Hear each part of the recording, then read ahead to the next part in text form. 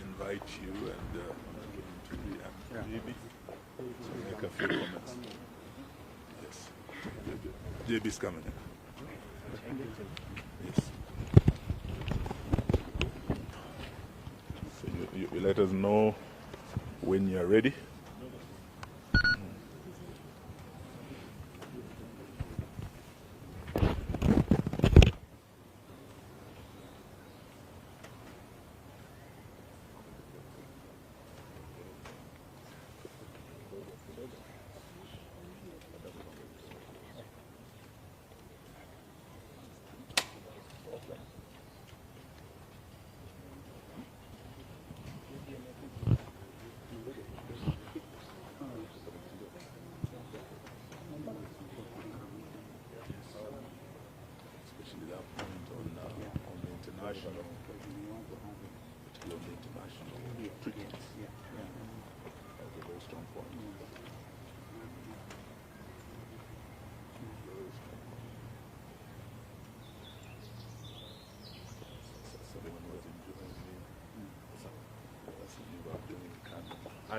When you're ready, you're ready.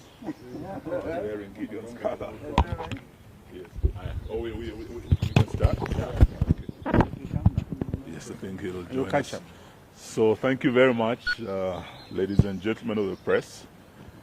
We have a press statement here by the United Opposition on the escalating human rights violations and political intolerance in Kenya and the region.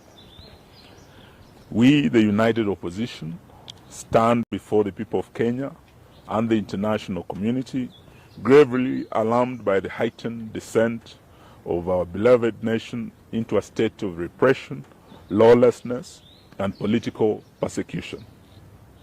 Despite our persistent calls to end arbitrary arrests, abductions, gross violation of human rights, and extrajudicial killings, the Ruto administration seems to be on a race to the bottom, that is to anarchy. In recent days, the country has been plunged into a disturbing pattern of political repression and targeted violence. Most shocking was the brazen abduction of the Honorable Member of Parliament for Juja constituency, the Honorable George Koimburi, whom we have visited this morning, and who was forcefully taken by unidentified assailants on a Sunday. He had gone to church, only to be later found tortured and dumped in a coffee plantation somewhere in Kiambu, literally fighting for his life. The horrifying incident is not isolated. It's part of a chilling trend where elected leaders and citizens, particularly Gen Zs, aligned with the opposition, are being systematically targeted to silence any dissent against this regime. In Kakamega, what was meant to be a peaceful homecoming for our colleague, Honorable Cleophas Malala and the supporters of the DCP party, was quickly turned into a war zone as police deployed excessive force, including live ammunition, to disperse opposition supporters. A few days before, the same cruel pattern faced innocent, peaceful citizens in Bungoma protesting against the grabbing of the Nzoia Sugar Company. This use of disproportionate force on unarmed civilians is not only unlawful, but represents a dangerous erosion of the right to assemble as enshrined in Article 37 of the Constitution of Kenya. Moreover, we have repeatedly raised the alarm over the state-enabled culture of impunity, where political hooligans are mobilized to disrupt opposition events violently. These criminal gangs operate openly, often shielded or even escorted by state security forces. From Busia to Kisumu, Nairobi to Nyeri, opposition meetings have been ambushed, tents destroyed, sound systems and cars vandalized, and citizens assaulted. While the police stand by, or worse, collaborate in this chaos, this is no doubt a state-sponsored political terrorism. We also condemn, in the strongest terms possible, the murder of 2 Catholic priests, Father John Minor, who had just recently hosted the 2nd Deputy President. We also condemn the death and murder of Father Alois Cheruiyot Bet, who had also been paid a visit by DCI officers, only to be murdered shortly thereafter. We are in solidarity with the Catholic Church in demand for justice and holding to account those responsible for these heinous crimes. These violations are not only gross violation of the Kenyan Constitution, but also a violation of the African Charter on Human and People's Rights and other international rights statutes, including the Universal Declaration of Human Rights 1948, to which Kenya is a signatory, the International Convention on Civil and Political Rights, ratified by Kenya as far back as 1972, the African Charter on Human and People's Rights, which enshrines the right to liberty, assembly, and freedom of expression. These legally binding instruments obligate the state to protect, not to persecute, any of its citizens without exception. We are deeply disturbed by the growing role of private sector enablers in this crackdown. We call out telecommunication companies, in particular Safaricom, which may have turned a blind eye, or worse, actively collaborated with the regime in surveilling, tracing, aiding, and abducting of these citizens. We demand that they publicly account for the data they provide to security agencies and affirm their commitment to protecting the rights and privacy of their customers. We equally put on notice all political and business elites, those who fund the goon squads, those who lobby for the maintenance of tyranny, and those in the diplomatic community who remain silent as Kenya burns. History will remember your complicity. To the Kenyan people we say, do not be silenced. The repression we face today is not just about politics. It's about the very soul of our nation. When voices are muted through fear, when leaders are abducted in broad daylight, and when bullets are fired at peaceful gatherings, the silence of one becomes the silence of all.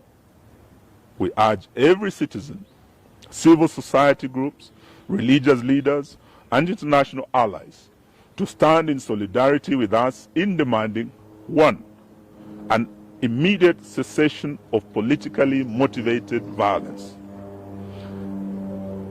and abductions, enforced disappearances, and extrajudicial killings. 2, accountability for the telecoms and private actors enabling illegal surveillance, tracking, and data breaches. 3, an end to state-backed disruption of peaceful political assemblies. 4, the protection of constitutional rights, including the freedom of assembly, association, expression, and political participation. We would like to remind Mr. Ruto that he is not immune from prosecution for crimes against humanity, which includes abductions, torture, enforced disappearances, murders, gender-based violence, and other crimes. This is not a partisan issue. It's a matter of national concern and international concern as well. In fact, we want to declare it a national emergency. We will not relent until justice and the rule of law is restored and every Kenyan can live and speak without fear in this country. That's the end of our statement. Thank you very much. Any questions? I think it's very clear. It's a very clear statement. In fact, if we just carry it as it is, none of us here, because it's what we have discussed this morning, and those of us who have mothers just been here, Rigi G sent his apology. In fact, he was also here last night. And all the other friends are in solidarity with this statement. So I really think we shouldn't add anything unless it's something, a question. Oh, great. Tumemwona, sauti imeanza kurudi pole pole. And his wife is beside him. And we thank Karen Hospital for taking excellent care of him. You know, when you hear stories like Mheshimiwa abducted himself, you really want to pray for those people because they are evil. You see the tattered clothes and things. He's lucky to be alive. And so we have one instrument, Constitution of Kenya 2010. And all public officers, from William Ruto to the police constables, must know that be held accountable under the Constitution. Those rights are so clearly elaborated.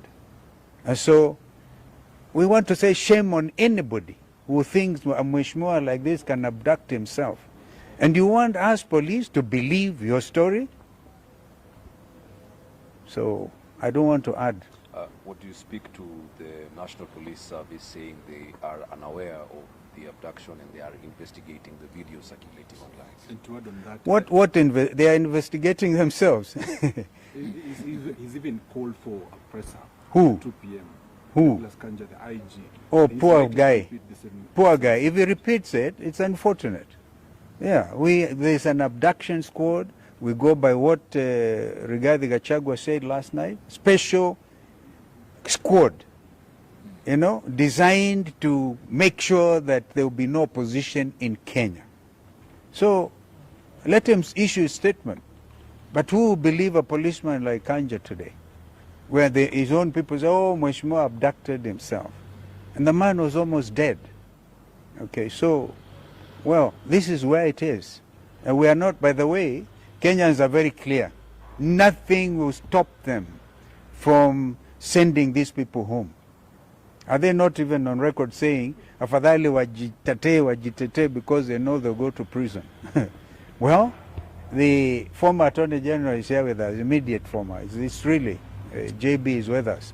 And these things, we're investigating, we tooth comb with ICJ. Remember, you are dealing with very senior, some of us, very senior members of the profession and members of the International Law Society of Kenya, East African Law Society. And we repeat that when we went for integration of the region, we really were for the rights of establishment. So Mother Karua can practice in Uganda. I can open an office in Dar es Salaam, in Kigali, in Bujumbura. This is the spirit of cooperation. And therefore, we are all subject to the same values and standards. So we are going to make sure that this region is called to order when it comes to human rights, which are universal under those statutes that have been elaborated. How do you speak to comments made by the Tanzanian MPs yesterday about... We don't want to comment about Tanzanian MPs. I think let's stick to the Kenyan situation. Yeah. About abductions. Yeah. Our own president, just a few days ago, told the Finnish president there will be no more abductions. Yeah. We have come here because of the latest abductee, an honorable member of parliament. And we have here the former Attorney General whose own son was abducted. Probably should say a word about abductions that he has called for an end to. JB, please. Thank you, my colleagues. I've always called for an end to abductions, and we thought when President Ruto, in answer to a question from a foreign journalist, saying that they have all come to an end, and all those that have been abducted and safely been returned to their homes and reunited with their families. Only, unfortunately, to see this latest one of Honorable Koimburi. And just to answer a simple question, on Friday last week, the police who are looking for Honorable Koimburi did not get him. He managed to escape. The police continued to look for him. They arrested his driver. His vehicle is still at the Bodaiga police station. That was Friday. And then on Sunday, Is it rocket science to know the people that were hunting for Koimburi on Friday are the same ones who are looking for him on Sunday? It's a simple thing. So, IG Kaja, please, you can tell that story to the bands, not to Kenyans. It doesn't make sense. Abductions and all forms of extrajudicial processes must come to an end in this country. Thank you. Thank you, ma'am. Former Speaker of the National Assembly, what is the silence? We are not getting anything from Parliament, the current Speaker. Current Parliament. It was. I'm told they are resuming their sitting today. That is the National Assembly. So let me not say beyond that, but Kenyans are watching very carefully what Parliament is doing. And just to ask you a question, when the Attorney General has spoken, are you still keen on listening to Kanja? It's a waste of time. Yeah, I just wanted, yeah.